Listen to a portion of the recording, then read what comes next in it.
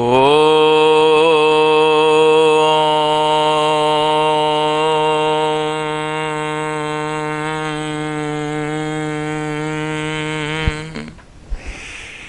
వందే శంభుముమాపతిం సురగురుం వందే జగత్కారణం వందే పన్నగభూషణం శశిధరం వందే పశూనాం పతిం వందే సూర్య శశాంకవన్నినయనం వందే ముకుందప్రియం వందే భక్తజన ఆశ్రయం చ వరదం వందే భక్తజన ఆశ్రయం చ వరదం వందే శివం Shankaram.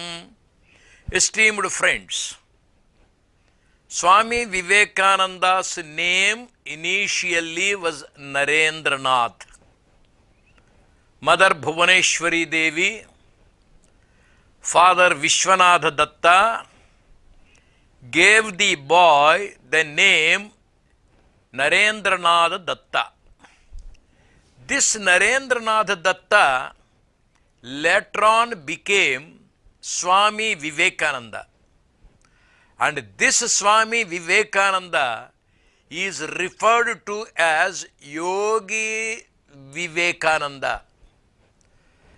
Narendranath became Vivekananda, and Vivekananda became Swami Vivekananda, and Swami Vivekananda is referred to as Yogi Vivekananda.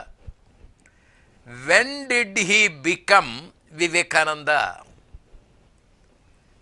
Who was the first person to call him Vivekananda? On which day? At what time? From whose mouth was he called Vivekananda? Swami Vivekananda's master was Sri Ramakrishna Paramahamsa. The name given to Sri Ramakrishna Paramahamsa by the parents was Gadadhar. This Gadadhar became Sri Ramakrishna. When? Where? How? Who was the person that called him Ramakrishna for the first time? And this Sri Ramakrishna is later called Paramahamsa, Sri Ramakrishna Paramahamsa. Also he was referred to as Bhagavan Sri Ramakrishna. These are the changes in a single individual. When did Gadadhar become Sri Ramakrishna? How is it he was referred to by all, especially Swami Vivekananda, as Bhagavan? Sthapakaya cha dharmasya sarvadharmaswarupine avataravarishthaya Ramakrishnaya te namaha. Swami Vivekananda, while giving the description of Sri Ramakrishna Paramahamsa, sings this particular Sanskrit stanza. Sri Ramakrishna is taken to the stature of an avatar, Bhagavan's avatar, Bhagavan himself. Not only was he given the status of Bhagavan, but he was made the best of avatars.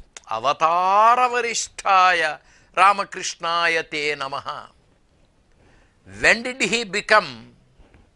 When did Sri Ramakrishna become the great Paramahamsa?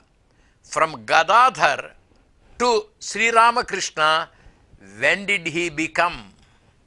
Who called him Sri Ramakrishna Paramahamsa? These two are topics for research. There are so many surmises. Many people did research and found out certain facts. When Gadadhar became Sri Ramakrishna, and when did Narendranath become Swami Vivekananda?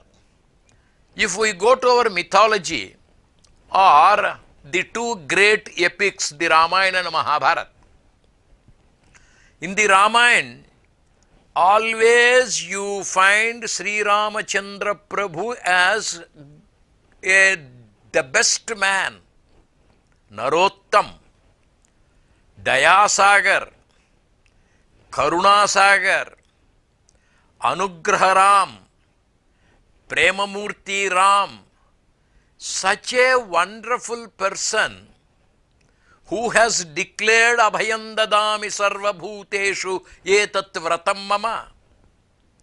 Why did he suddenly become a source of fear, a source of anxiety, a source of tension, a source of stress to Sita Devi? If he is a terror to the demons, we can understand. The delicate mind of Sita Devi was upset.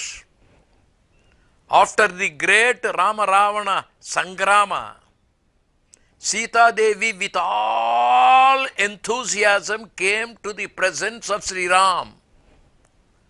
Everybody expected that Sita would be welcomed by Sri Ram.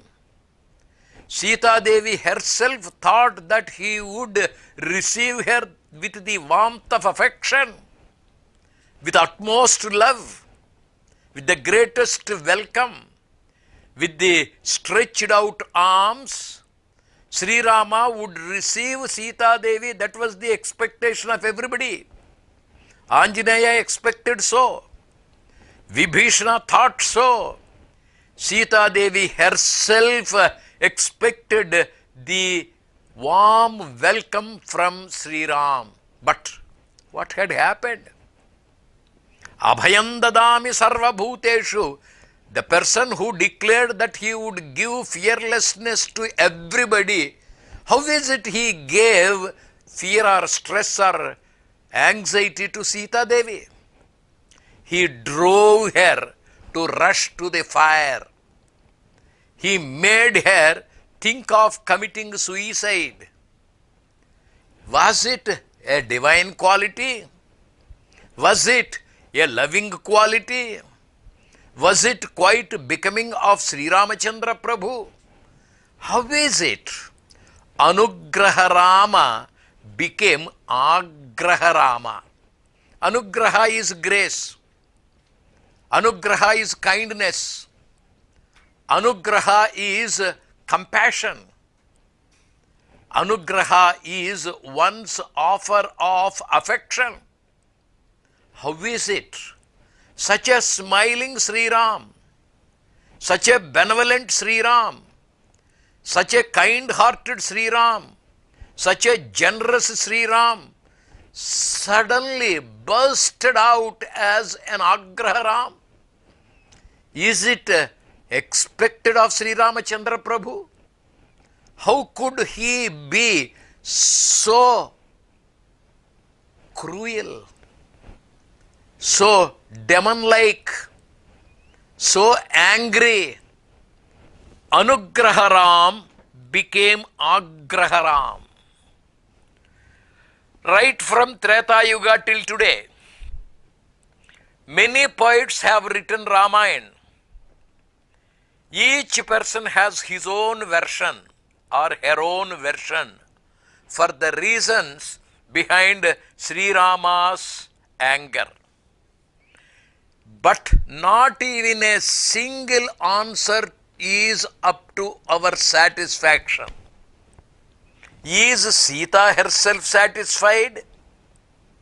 Rama's action in killing Vali may be justified to some extent. But Rama's action in disowning Sita, in driving her out of wits, in making her rush to the funeral pyre is quite unexpected. Can anyone explain the cause?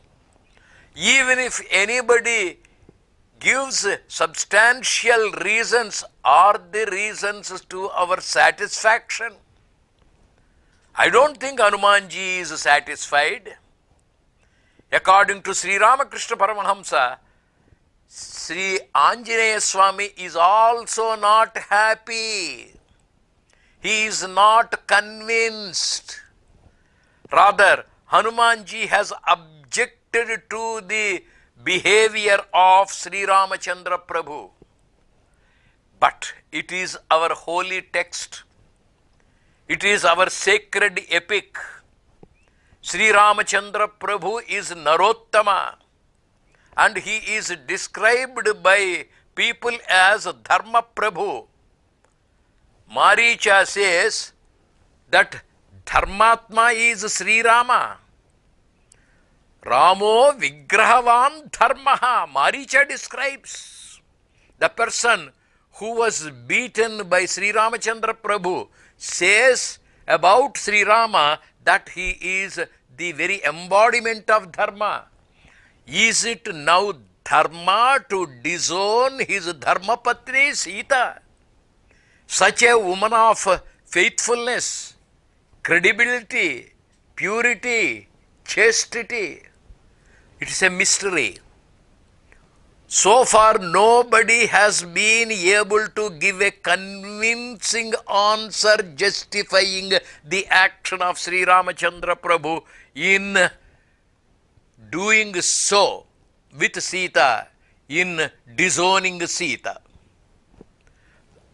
That also may be to some extent tolerated. After the Pattabhishekam in Ayodhya, somebody somewhere made a dirty comment on Sita, and Sri Ramachandra Prabhu sent her to Vanavasa again, to the ashram of Valmiki once again. She was pregnant. What reason can we give? Is it dharma on the part of Dharmatma Sri Rama to send a pregnant woman to the woods without telling her the cause? In the life of Srimad Ramachandra Prabhu, we find this contradiction. How are we to explain? When we come to the great Dwapara Yuga, Sri Krishna Paramatma has 8 wives and 16,000 gopis. And in all of them you do not find the name of Radha. The entire Mahabharata, all the 18 parvas, 1 lakh slokas, cover to cover, let us read the text Mahabharata, the great epic. Nowhere do we find the name Radha. Who is this Radha? Whose daughter is she? When did she enter into the life of Krishna? Where? How? The whole mystery is even today not clearly known. In the Mahabharata, nowhere do we find the name of Radha. In Bhagavata Purana, there is Rasak Leela, there is Krishna Leela, there is the sport in Vrindavan. The entire life of Sri Krishna has been beautifully described in Bhagavata Purana. But you do not find Radha. You find Rukmini Kalyanam, you find Satyabhama Pariniyam, you find Jambavati's marriage, and several such marriages with 8 women, 8 divine women. And his play Rasakrida, Jalakrida, etc., we can find described in Bhagavata. Vyasa Maharshi has written Mahabharata. Vyasa Maharshi has written the great Bhagavat.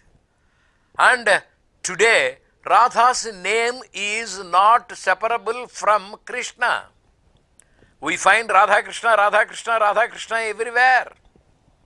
If we go to Mathura, the rickshawalas, while driving the vehicle, will be making the horn with the sound Radhe, Radhe, Radhe, Radhe, Radhe, Radhe, Radhe.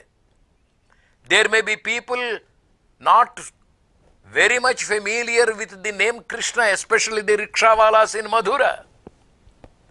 They speak only of Radha. They deify Radha. They do the japam of Radha, Radha, Radha, Radha. Who is this Radha? Where has she come from?